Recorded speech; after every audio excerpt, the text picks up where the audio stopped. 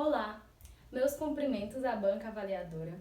Meu nome é Maria Jordelana Soares de Gouveia, sou concluinte do curso de Direito no Centro Universitário Estácio de Sá. Meu orientador é o professor Benevuto Silva dos Santos. Estou aqui para apresentar o meu trabalho de conclusão de curso na disciplina de Direito Processual Civil, cujo tema é a mediação como método alternativo de solução de conflitos. A pesquisa surgiu a partir da seguinte problemática: de que forma a mediação pode ser utilizada como método alternativo de solução de conflitos? Esse estudo tem como justificativa a relevância do tema e a necessidade de mais estudos sobre a mediação de conflitos, pois esses conflitos demandam conhecimentos técnicos, já que muitos são decorrentes de relações que as partes querem preservar, relações continuadas, como as relações familiares que se perpetuam no tempo. Como metodologia, usou-se a pesquisa bibliográfica exploratória e a abordagem qualitativa. Já o objetivo geral desse estudo foi conhecer os processos que envolvem a mediação como forma de solução de conflitos. E os objetivos específicos foram definir o que vem a ser a mediação, quem pode ser este mediador e de que forma é o seu trabalho. Para uma melhor compreensão do leitor, dividiu-se esse estudo em duas seções temáticas, onde a primeira foi realizada uma exposição dos métodos alternativos de solução de conflitos, mostrando as dificuldades de aplicação destes métodos. Na segunda seção, versou-se sobre a mediação de conflitos, além de aspectos de como fazer uma boa mediação, sobre a atuação do mediador e sobre o local da mediação.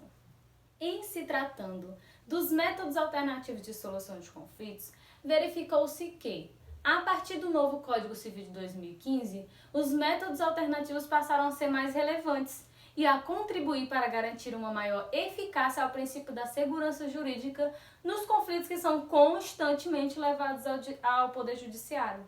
Dessa forma, foi necessária a implantação das técnicas de autocomposição e ainda de forma mais aprofundada, como a mediação, que é tida como uma das mais econômicas, mais ágeis e mais orientadas à pacificação.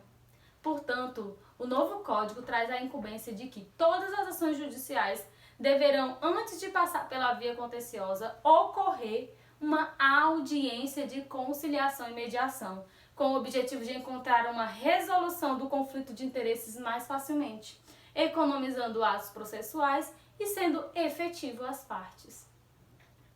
No que aduz sobre as dificuldades na aplicação dos métodos de resolução de conflitos, constatou-se que, para que não haja dificuldades na aplicação destes métodos, é necessário que haja uma mudança na formação jurídica, diminuindo a normatividade excessiva e estimulando a interdisciplinaridade. Portanto, para a compreensão destes métodos consensuais, é necessário, antes de tudo, entender o conflito, que na visão do conflitante é algo negativo, que surge quando há uma alteração no seu ritmo natural e que às vezes é inerente à sua própria evolução. Contudo, compreendeu-se que os críticos oriundos de outras ciências sociais podem, na realidade, ser aliados na luta pelo acesso à justiça. Sobre o método da mediação, constatou-se que, com a Resolução número 125 de 2010, a mediação ganhou status de método consensual de resolução de conflitos, pois anteriormente era apenas um meio alternativo, ou seja, era utilizado como exceção e passou a ser regra na conjuntura do Poder Judiciário. Nesse método, existe um distanciamento do conceito da verdade absoluta, para que as partes possam ter a oportunidade de sentar ao lado uma da outra para conversar de forma pacífica e com empatia, sem estabelecer vencido e vencedor.